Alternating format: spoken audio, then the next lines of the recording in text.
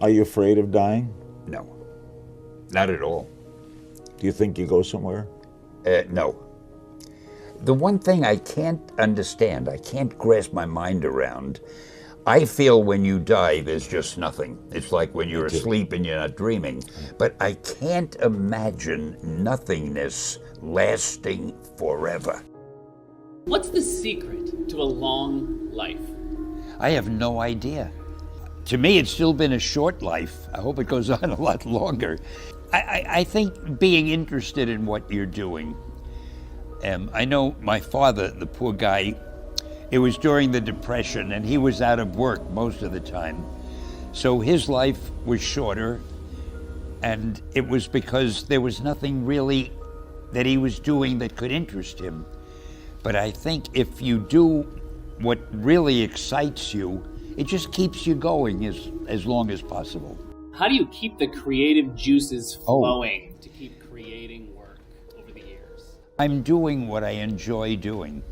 It's like other men like to play golf, so they play golf every chance they can. So you don't say to them, how come you're playing golf today? You played last week. It was the same with me. To me, it's an exciting life. And when you do something that you know the fans seem to enjoy, that gives you such satisfaction, you don't want to stop. One thing you change about the world. What would I change? I'd make people not hate each other because of their religion, because of their nationality, because of any stupid reason. If we could abolish hatred, we live on this gorgeous planet. There's a character I wrote called the Silver Surfer, and I always had him making those kind of remarks, philosophical things about, he was from another world, and he said, why don't we realize we're on a planet that gives us everything, food, beautiful weather, sun, everything. Why don't we enjoy it? Why do we spend time fighting and hating each other? I loved writing The Silver Surfer. You are basically a child at heart, aren't you? I guess. Yeah. How did you get into comic books? Purely by accident. I guess when I went to work for Marvel, which then was called Timely Comics, it was the very early 1940s. And I had a job there as I was sort of the office boy. In fact, I didn't know I was going to be doing comics. It was a publishing company, and I heard there was a job open for an assistant. Now, they also published men's magazines, movie magazines, sport magazines, and they had a little comic book section somewhere that I was hardly aware of. So I applied for the job, and I found out it was for the comic book department. And there were only two people running that department, Joe Simon and Jack Kirby. And I started working for them. I filled the ink wells. In those days, people used ink. And I erased pages, and I went down and got them sandwiches for lunch and stuff like that. After a while, they left. And it had been a three-man department, and now I was the only man left. And I was about 17 and a half, and the publisher came over to me and said, do you think you can keep things going till I find a grown-up, to run the place? Well, when you're 17 and a half, what do you know? I said, sure, I can handle it. So I guess I did, because he never found that grown-up, and I was there ever since. Which character or which story was the first one where you felt, I'm onto something here? I'm not just writing fight scenes for $1. I got something here. I guess the first Fantastic Four story, because that was the first one that I wrote the way I really wanted to write it. Up until then, I was just trying to please my publisher, and he had no respect at all for the readers. He thought they were either very, very young children or semi-literate adults, and he felt, just give them action, that's all they want. So with the Fantastic Four, I tried to do some character development. I gave each one his own distinctive way of speaking, things like that.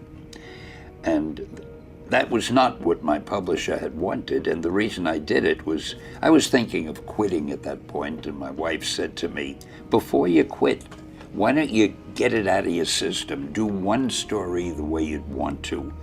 The worst that could happen, he'll fire you, but you want to quit anyway. So that's when I did the Fantastic Four. And strangely enough, it sold very well. So my publisher came in and he said, hey, how about doing some more superheroes? The one thing I would suggest is it's important to please the person you're working for and so forth, but you've got to please yourself. You've got to do something you think is terrific, something you would love to see if somebody else had done it. If you have an idea that you genuinely think is good, don't let some idiot talk you out of it. Now, that doesn't mean that every wild notion you come up with is going to be genius, but if there is something that you feel is good, something you want to do, something that means something to you, try to do it. Because I think you can only do your best work if you're doing what you want to do, and if you're doing it the way you think it should be done, and if you can take pride in it after you've done it, no matter what it is. If you can look at it and say, I did that, and I think it's pretty damn good. That's a great feeling. So don't let idiots talk you out of something that you think is good. By the same token, that doesn't mean every single thing you think is good is going to win a prize. Got to have a little judgment there. I've had other things that I thought were good that didn't work, but my publisher came to me and he said, Stan, I want you to come up with another superhero. So I said, okay, I went home and I saw a fly crawling on the wall. And I said, hey, if I could get a superhero that could stick to walls and crawl on them, man, that would be cool. So I thought that was good. Now I needed a name. So I said, well, let's see, Fly Man, Mosquito Man. I got down to Spider-Man. Spider-Man. It just sounded dramatic. So, okay, I had my hero, I had his power, his name, and then I figured just for fun, I'm gonna give him personal problems. Then I thought I'd make him a teenager, because there were no teenage superheroes that I knew of at the time. So armed with all that wonderful material, those great ideas, I ran into my publisher's office and I told him. This was the reaction he gave me. Stan, that is the worst idea I have ever heard. First of all, people hate spiders, so you can't call a hero Spider-Man. You want him to be a teenager? Teenagers can only be sidekicks. And you want him to have personal problems? Stan, don't you know what a superhero is? They don't have personal problems. Well, I left the office disappointed, but obviously a much wiser man. And I couldn't get Spider-Man out of my system. So we were about to kill a magazine. I think it was called Amazing Fantasy. Just to get it out of my system, I put Spider-Man in Amazing Fantasy, featured him on the cover, forgot about it. A month later, all the sales figures came in. My publisher came racing into my office. Stan, you remember that character we both loved so much, Spider-Man? Let's do him as a series. Are there some real-life modern-day heroes in your mind? Who in the world do you admire a lot? There are a lot of servicemen that I meet when I go to conventions and we talk. People in service in this country I have great admiration for.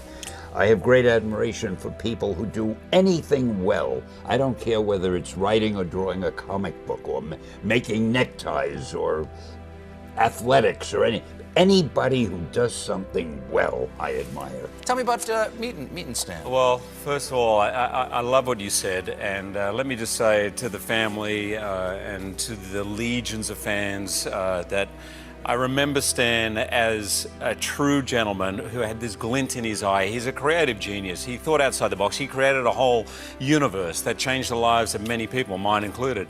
Stan, God bless you. You're one of the greats. Hi, heroes. This is Stan Lee coming at you. Want you to know, Marvel has always been and always will be a reflection of the world right outside our window. That world may change and evolve, But the one thing that will never change is the way we tell our stories of heroism. Those stories have room for everyone, regardless of their race, gender, religion, or color of their skin. The only things we don't have room for are hatred, intolerance, and bigotry. That man next to you, he's your brother. That woman over there, she's your sister.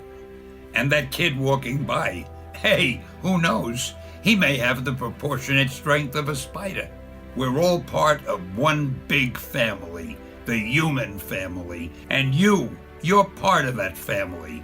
You're part of the Marvel universe that moves ever upward and onward to greater glory.